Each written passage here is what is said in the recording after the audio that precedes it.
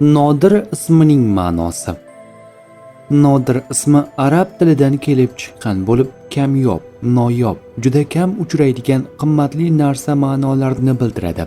Asosiy ma'nosi noyob inson, qadrli va kamyob yigit. Bu ism farzandning boshqalardan ajralib turishi va qadrli bo'lishi tilagi bilan qo'yiladi.